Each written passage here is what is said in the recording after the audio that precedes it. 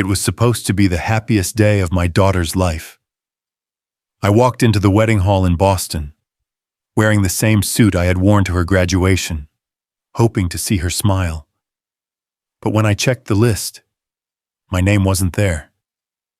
Later, they sat me behind a column, hidden away, like I was a stranger at my own daughter's wedding. I stayed quiet, though inside my heart ached. I thought about the years I worked extra jobs, the tuition I paid, the nights I stayed up for her only to be erased in front of everyone. Still, I wasn't broken. In my jacket, I kept a notebook, recording every slight, every word. My silence wasn't weakness, it was preparation. And then, when the groom finally stood up, everything changed. Stay with me until the end of this story. You won't believe what happened next. Comment the city you're watching from. And don't forget to subscribe to the channel. The invitation arrived in a heavy cream envelope, edges embossed in gold. At first glance, it looked beautiful, my daughter's wedding, a day I had been waiting for since the moment she was born. But as I turned the card over in my hands, reading through the elegant script, something strange tightened in my chest. Her name was there. The groom's name too, bold and proud. Even a small line in memory of my late wife, Margaret forever in our hearts, but my own name nowhere to be found. The room seemed quieter than usual, the ticking clock above the mantel sounding louder. For years I'd imagined this day walking her down the aisle, seeing her in white, maybe even shedding a tear or two. Yet here I sat in my modest living room in Boston, staring at an invitation that treated me like a stranger. A man learns to swallow his pride over the years. Raising a daughter alone after losing Margaret hadn't been easy. Every tuition bill, every emergency, every late-night phone call, those were mine to carry. And I carried them without complaint. Seeing my name absent from that card felt like all those sacrifices had been erased in a single stroke of ink. I told myself it had to be a mistake. Maybe the printer left it out. Maybe she'd overlooked it in the rush of planning. But another voice whispered deeper, what if it wasn't a mistake? That night I couldn't sleep. I thought of her college years, the first apartment lease I co-signed, the down payment on her car. She used to call me her rock. When had that rock turned invisible, I folded the invitation carefully and set it back on the table. Though my hands trembled, the day of the wedding came brisk and bright. Spring sun spilling over the Boston streets. I dressed in my best suit, one Margaret had always loved. As I arrived at the Grand Hotel downtown, flowers spilling across the entrance, I felt the weight of the invitation in my pocket, proof that I belonged inside. Guests crowded around a table lined with lists and place cards. A young usher in a sharp black jacket asked my name. When I gave it, he scanned the list, eyes moving back and forth before he frowned. "I'm sorry, sir," he said, polite but firm. "You're not on here. Could you step aside for a moment?" My throat tightened. I pulled the invitation from my pocket, handing it over as if it might clear everything. He glanced at it, nodded respectfully, but shook his head.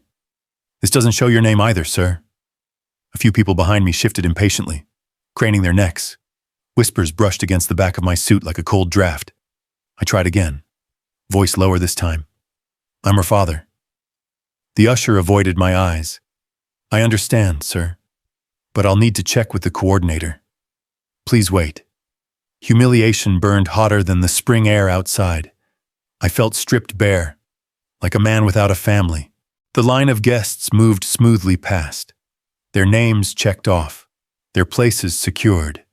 And there I was, father of the bride, treated like an uninvited guest. Just when I thought I'd collapse from the weight of it, a familiar voice called out. My cousin Daniel, one of the few relatives left from my side of the family, spotted me. "That's James," he told the usher firmly. "He's the bride's father." The usher's demeanor shifted instantly, his tone softer, his smile forced. "Of course, sir, please, go right in." But the damage was done. As I stepped into the grand hall, the music swelled, chandeliers glittered, and laughter filled the air. Yet I felt none of it belonged to me. Guests glanced sideways, curiosity in their eyes. Why had he been stopped? Why wasn't his name on the list? And then I saw her, my daughter, radiant in her gown, surrounded by bridesmaids, her smile wide and bright. She laughed with her friends, posed for photos, hugged distant relatives. Not once did her eyes turn toward me. Standing there, I realized the truth. This wasn't a mistake. It was a message. She looked radiant in her gown, surrounded by friends and family. But as I stood there unnoticed, I realized I wasn't truly part of this wedding. Not in her eyes. The usher led me deeper into the hall, his polished shoes clicking on the marble floor, as though each step carried authority. I followed with hesitant strides, scanning the elegant rows of chairs neatly arranged beneath chandeliers. In my heart, I carried the assumption that somewhere near the front, close to the aisle where my daughter would walk, I would find my place. That was the role of a father. Wasn't it to stand witness, proud and present? But when the usher stopped at the seating chart, my name was nowhere to be found. His finger traced the list as though searching twice might conjure the missing letters. But nothing appeared. He offered a polite smile, professional but detached, and muttered, "Strange, sir. Perhaps a mistake." Then, almost too quickly, he excused himself to tend to another guest. I lingered, confused. The ornate cards displayed the names of cousins, in-laws, even distant acquaintances I barely recognized. But not mine. My pulse quickened, not from age, but from the sting of invisibility. For a moment I wondered if perhaps this was simply an oversight, some clerical error, yet the hollow pit in my stomach whispered otherwise. Guests passed by, nodding and smiling at one another, their voices lilting with warmth. I stood there, unmoving, clutching the invitation I had carried in my jacket pocket like a passport to belonging. After what felt like an eternity, another usher approached, holding a single chair with both hands. "We've found you a spot, sir," he said with a rehearsed grin. He placed the chair in the far corner of the hall, tucked awkwardly behind a wide column that blocked the view of the altar. It wasn't a seat of honor. It wasn't even part of the neat arrangement. It was a leftover place, an afterthought. I lowered myself into it, the wood creaking under my weight. The muffled conversations of relatives reached my ears, and I caught fragments of whispers, "Is that the bride's father?" behind the pillar. Their voices pricked me sharper than any insult could. From where I sat, the laughter of old friends floated across the room, and every smile they exchanged seemed to cut me further away from the circle I once belonged to. Margaret's face surfaced in my thoughts, her warm smile, her belief in family bonds that held strong no matter the storm. If she had been alive, would they have dared push me into a corner? She would have stood fiercely at my side. I forced my eyes toward the flow of guests, determined not to let them see the ache that pulsed within me. My daughter passed nearby, radiant in her gown, her friends circling her with admiration. Her perfume drifted for a fleeting second, familiar yet distant. She didn't glance my way. To her, it was as though the space behind that column didn't exist, and neither did I. The air in the hall felt heavier now. My humiliation was no longer just mine to bear. Others could see it, could whisper about it. Their stolen glances, their murmurs, confirmed the truth I dreaded. This wasn't an accident. Two relatives seated a few rows away leaned toward each other. Strange. Isn't it the bride's father hidden away like that? The words pierced me, because they weren't spoken with malice. They were simply observations, reflections of a reality too plain to ignore. My hand tightened around the armrest, the knuckles paling under the strain. Anger simmered beneath my skin.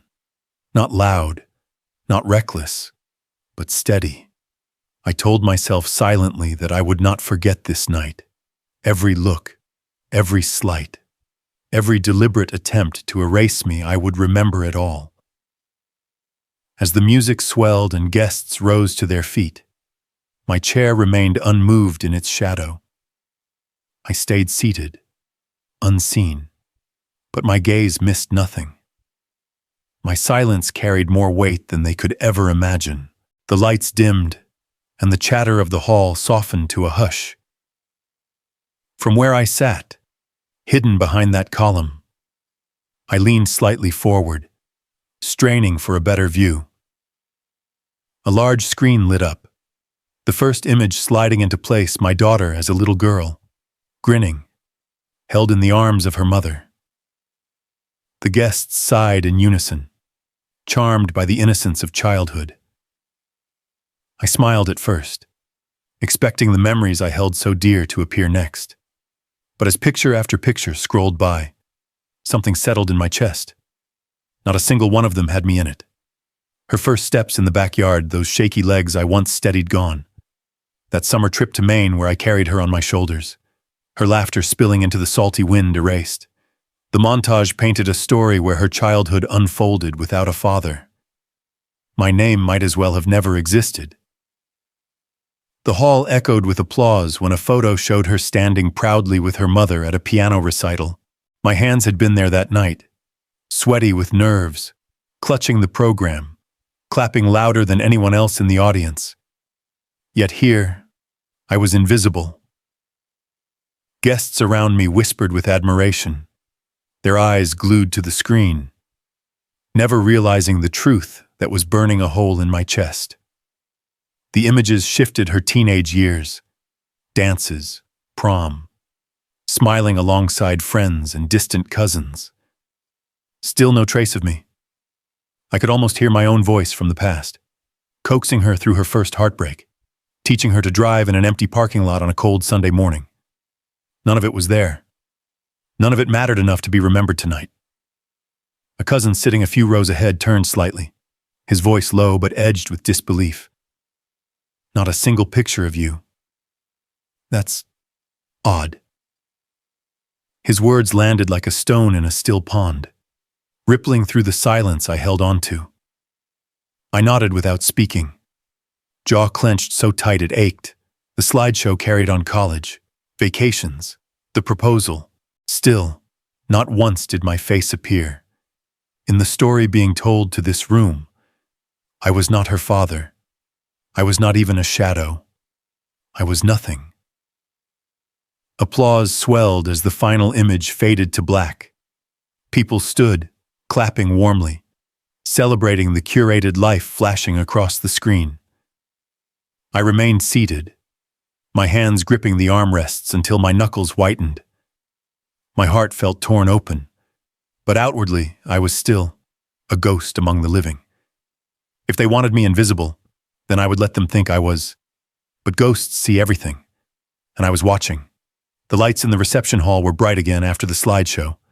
Conversations returned to a lively hum, silverware clinking against glass, from my corner, half shadowed by the column.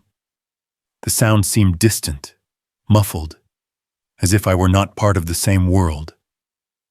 I leaned back, watching people shift in their seats.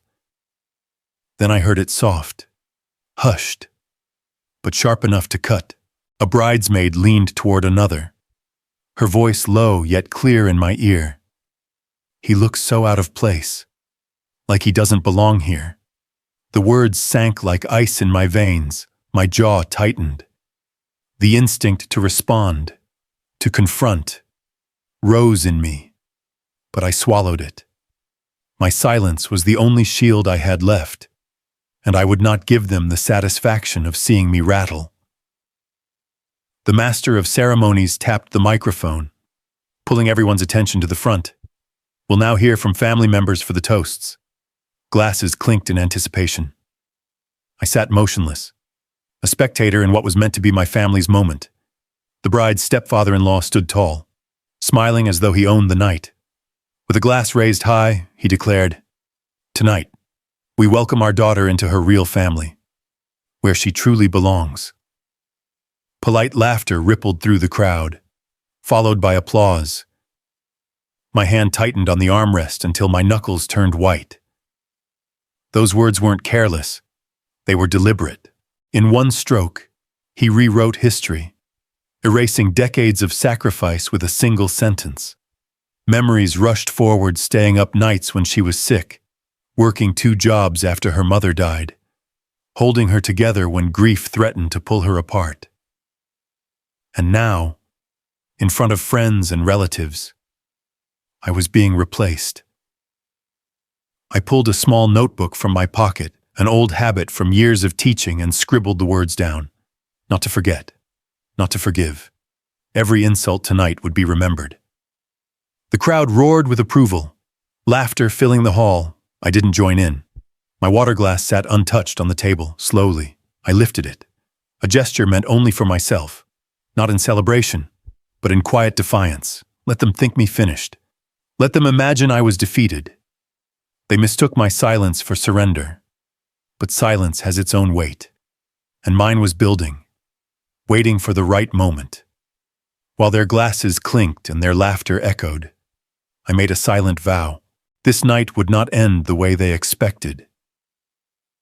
The applause still echoed in my ears, the sting of the stepfather-in-law's words clinging to me like a second skin.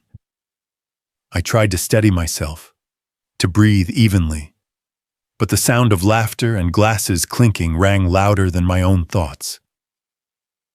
Then another man rose, this time from the Groom's family. His voice carried with practiced warmth. "Tonight," he said, raising his glass, "we honor the families that made this day possible. Without them, none of this would exist." The words should have been generous. Instead, they cut sharper than any blade. My name was not spoken, not even hinted at.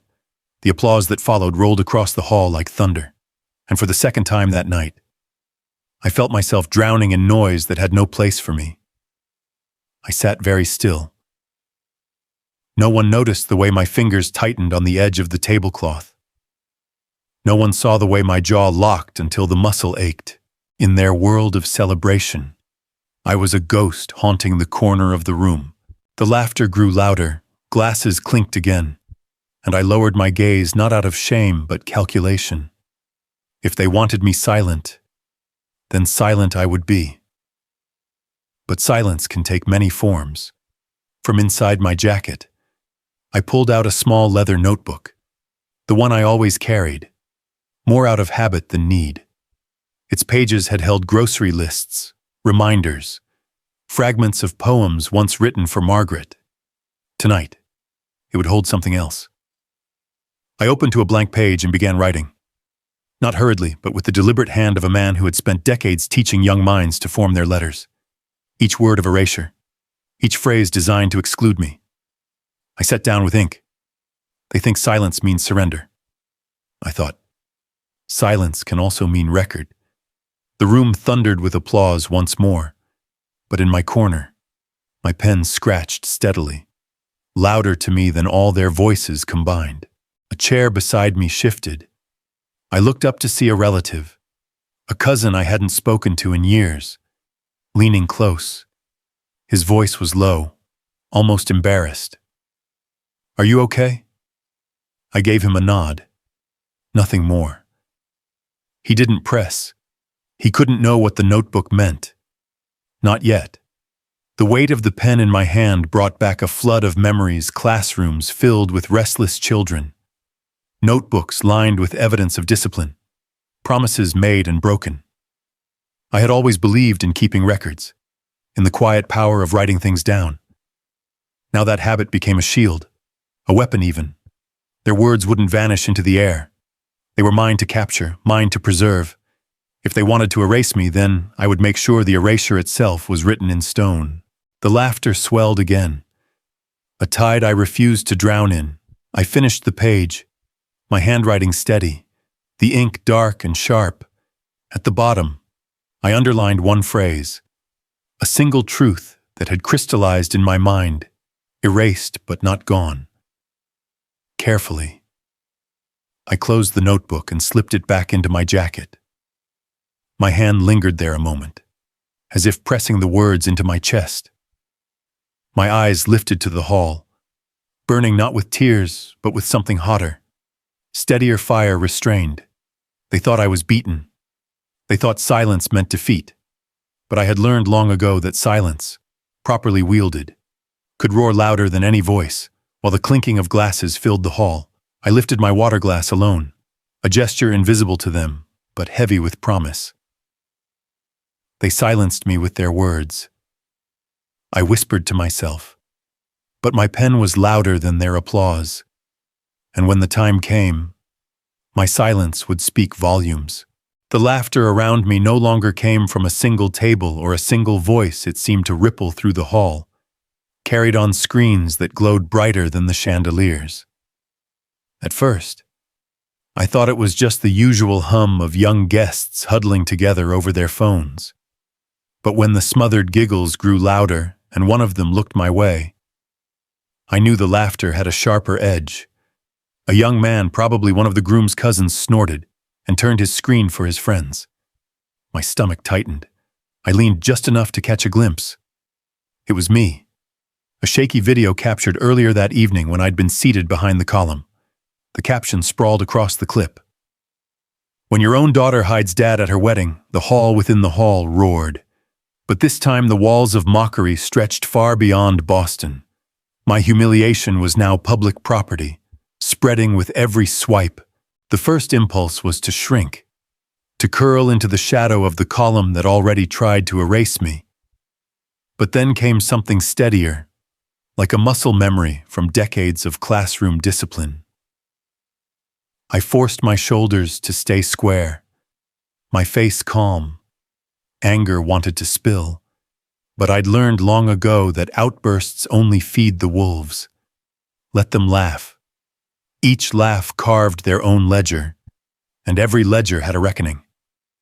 I reached slowly into my jacket, not for the notebook this time, but for my phone. I didn't scroll, didn't search for the clip I didn't need to. Instead, I pressed record. The lens faced outward, taking in their laughter, their glances, the glow of their phones as they passed my humiliation around like hors d'oeuvres. No announcements, no grand gestures, just a quiet red dot blinking at the bottom of the screen. Across the room, the photographer's camera swung in my direction. For a split second, his lens held me an old man seated alone, a phone in one hand, a notebook peeking from his pocket. I saw myself reflected in that glass, not a defeated figure, but a witness. They could smear me on their screens, but they couldn't stop me from gathering truth. Memories of the classroom returned. Years spent writing down infractions, tracking promises, noting lies told and retold. I had always believed in record keeping, in truth preserved on paper. Tonight, I extended that practice into the glow of my phone's memory. My pen and this device, they were no longer tools, but shields. The music swelled, covering the growing chatter. But I heard enough. Guests whispered louder now, their words sharpened by the security of groups. Some sneered, some pitied. Others shook their heads with forced sympathy. None of them realized I was listening. None of them knew each word, each laugh. Each careless cruelty was being etched into permanence. I looked down at the notebook on my lap, then back to the recording in my hand.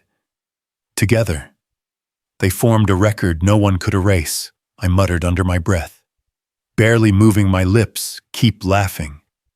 You've just given me more than you realize. The hall thundered with music and clinking glasses, but I remained still, a quiet stone in a rushing river. My silence was no longer weakness.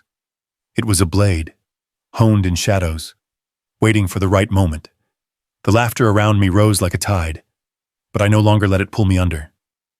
The video of me tucked behind a column had made its rounds, and the sound of stifled chuckles still floated in the air.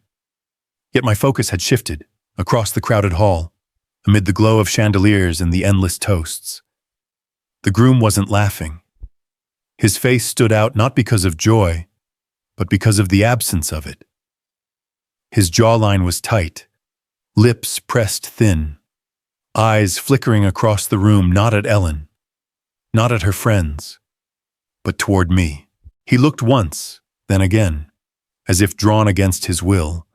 His gaze carried no mockery, no disdain. Instead, there was something heavier, unease.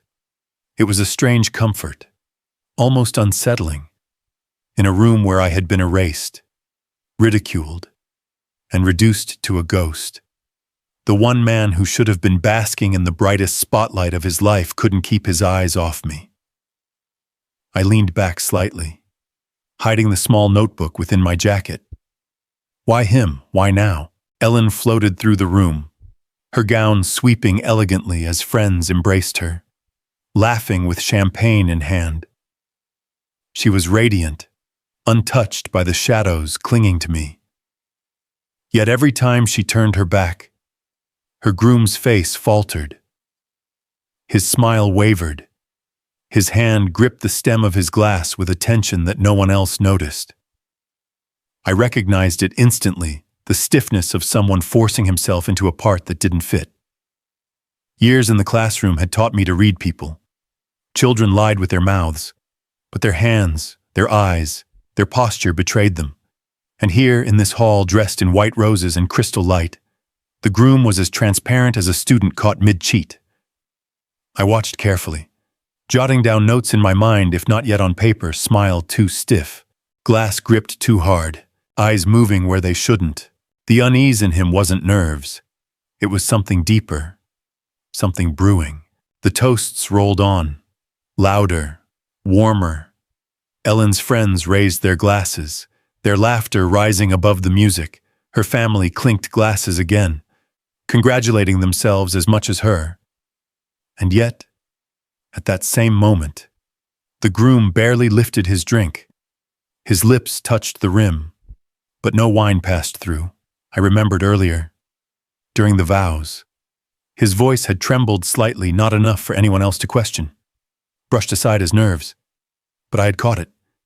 And now, seeing him here, refusing to meet Ellen's eyes fully, I understood it wasn't nerves. It was weight. He's carrying something. I thought, something that doesn't belong in a wedding. And it's tearing at him already. Around us, joy painted the walls. But in his silence, I heard a different story. I bent slightly, slipped the notebook from my jacket, and let the pen scratch across the page, "Watch the groom." That was all I wrote. But the ink carried more weight than paragraphs of pain. It wasn't just about me anymore. My humiliation, my erasure, they were still knives in my chest. But now they were joined by something else. Suspicion. Ellen spun on the dance floor, the glow of her smile untouched. She was wrapped in music, in friends, in the veil of her new life. She didn't notice that her husband, her new partner, wasn't watching her. He was watching me. And his eyes carried a flicker of guilt. I slipped the notebook closed and tucked it away. My heart beat slower, not with resignation, but with readiness. It wasn't my age that made me invisible. It wasn't even the seat hidden behind the column. It was their arrogance, their rewriting of my place. But to the groom, I wasn't invisible at all. And that worried me more than all the laughter in the hall. For the first time that night, I realized my humiliation was just a curtain. Behind it, something else was unfolding, something bigger, and the groom was at the center of it. The music pulsed faintly from the main hall, muffled by the heavy walls of the side corridor. The air was cooler here, carrying the faint smell of catering trays and polish. My chair in the shadows felt like a distant memory as the groom leaned toward me, his voice almost a whisper. "Sir, may I speak with you privately?" His tone wasn't casual, it was careful, almost burdened. For a moment I froze. I'd grown used to silence that night, used to being erased or ignored. This wasn't pity. Something in his eyes told me he carried weight too heavy for a man his age. I rose slowly, notebook still tucked under my arm, and followed him past the bustle of waitstaff. The hall's golden glow gave way to dim fluorescent light. We stopped where no one could overhear. His polite smile cracked into something else: tension, guilt, maybe even fear. She's been hiding things, he began, glancing back toward the reception. What you endured tonight, it wasn't random. It was part of a plan. The words hit harder than any whispered insult. My humiliation had felt cruel enough, but to learn it had been orchestrated that chilled me to the bone. He hesitated, eyes darting like a man deciding whether to betray his own skin. Ellen, she told me you needed to be taught a lesson. That tonight was about more than marriage. I steadied myself, refusing to let my voice shake. A lesson for what? His hand tightened around his glass, the forced smile long gone. Property, inheritance, she said. The wedding was also her way of sending a message. To you. The hallway seemed to shrink around us. My years of sacrifice, college tuition, mortgage payments, the roof I patched with my own hands, all of it suddenly reframed as a target. I kept my voice even, though fire burned beneath it. Why tell me this now? He swallowed hard, because I can't keep quiet. If I stay silent, I'm no better than them. She planned this for months. Every slight, every absence of your name, it was deliberate. My hand pressed against the notebook in my jacket, the leather warm from my body heat. Evidence was already there, but his words etched themselves deeper than ink. In that dim corridor, I saw my daughter's cruelty for what it truly was, not the end of my place in her life, but the beginning of a scheme meant to erase me completely. And then the groom leaned closer, his voice breaking like dry wood. She planned this months ago, and the wedding was never just about love. The groom's words echoed in my ears like a slow drumbeat. The wedding was never just about love. I followed him out the back door of the reception hall, the muffled laughter of guests fading behind us. The night air hit hard, cool and damp, as if the city itself wanted me awake. He leaned against the brick wall, fumbling for a cigarette he had sworn to quit, his hands shaking. The tiny flame of his lighter trembled before catching, and in that glow his face looked older, burdened. I stood a few feet away, my arms crossed, heart pounding but jaw locked tight. Silence stretched between us until the smoke curled in the air, a gray veil for his words. I shouldn't be telling you this, he muttered, voice low. But you need to know. Ellen and Victor, your daughter and her uncle this night. Everything you felt, it wasn't by accident. A slow ache pressed into my chest. I had suspected cruelty, but to hear it confirmed, that was a different wound. He shifted uncomfortably, flicking ash onto the pavement.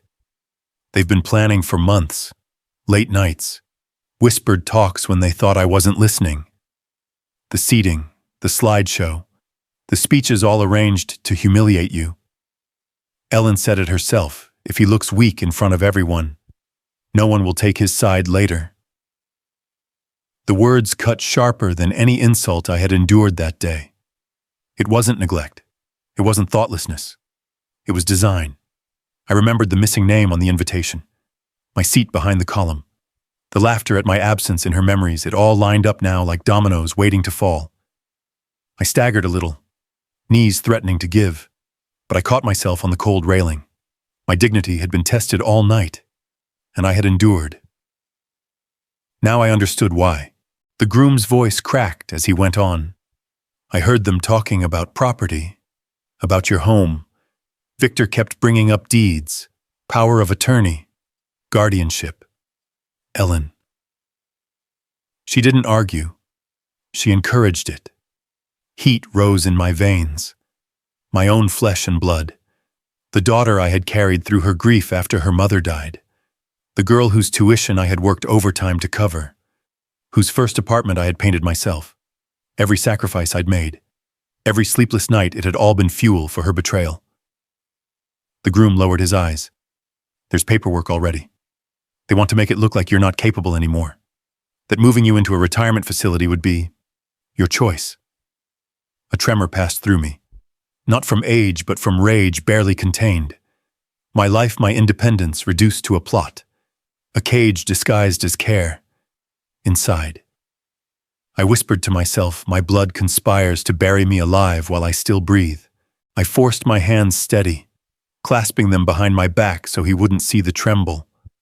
"And why?" I asked evenly. "Are you telling me this now?" He took a long drag, exhaled shakily.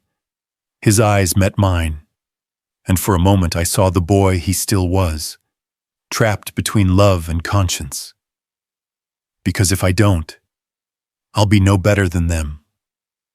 I married her tonight, but I can't watch them strip you of everything." I studied him in the glow of the cigarette, wondering if his words were confession or betrayal of a different kind. Either way, the truth was mine now.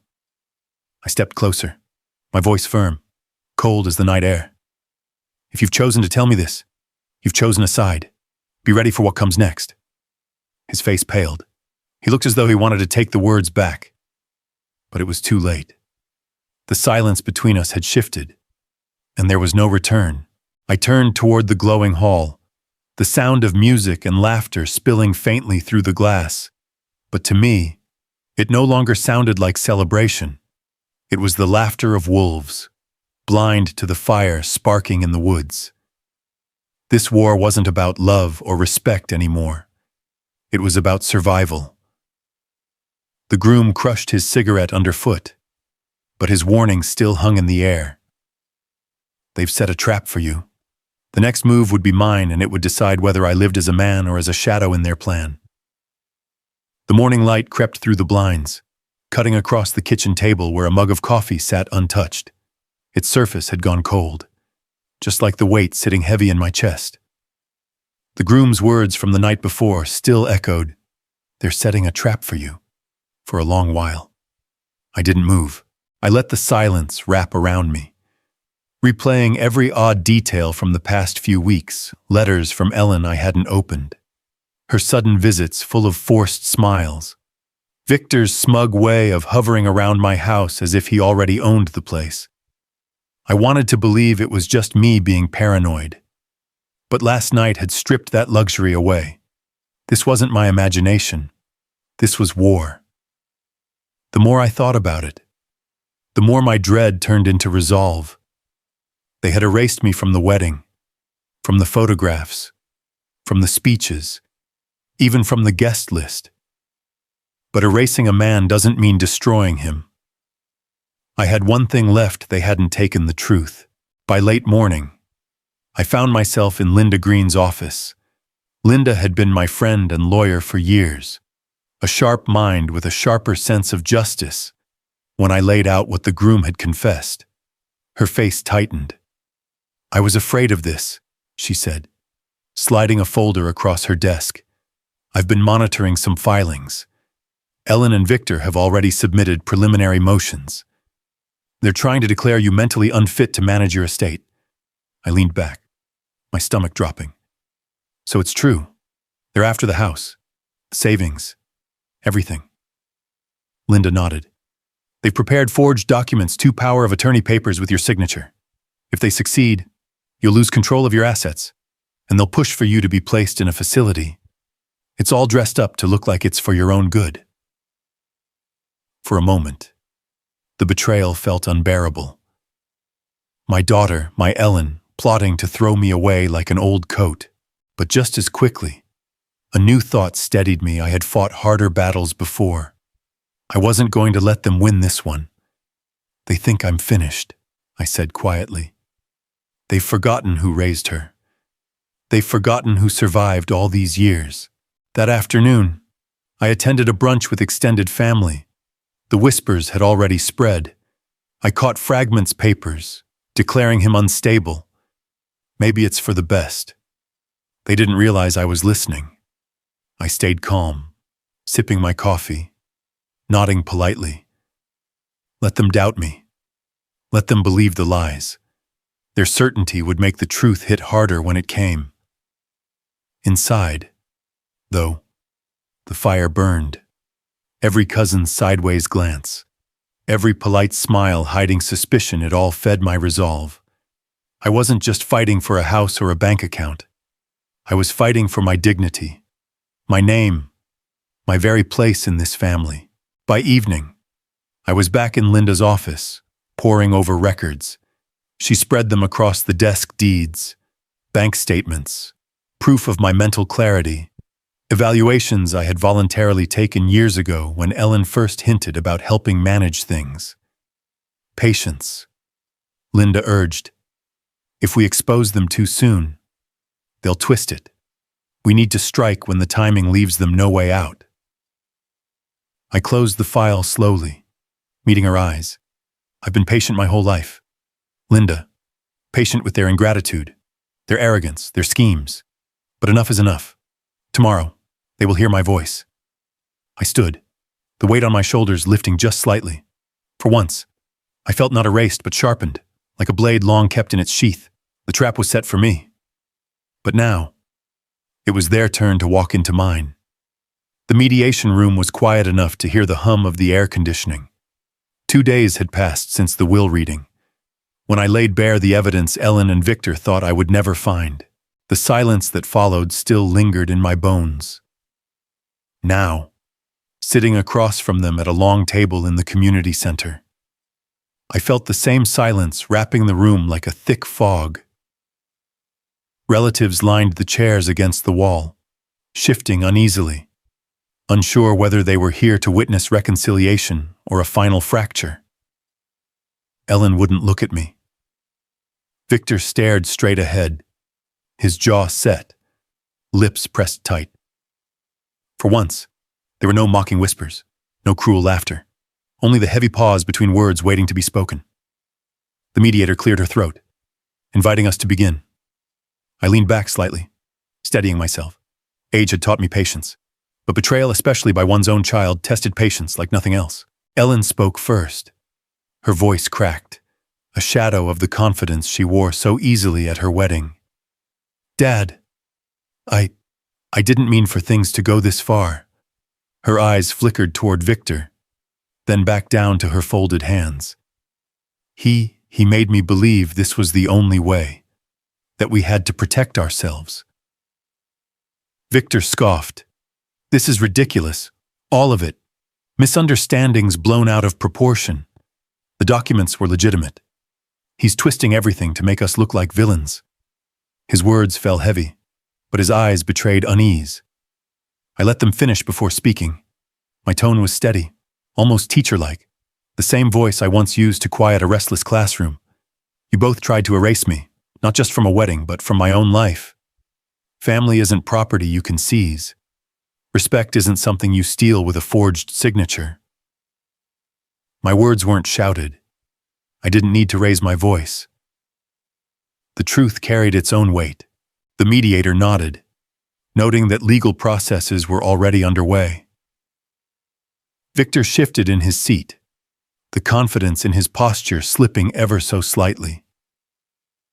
Ellen's lips trembled, and for the first time I saw not defiance but doubt.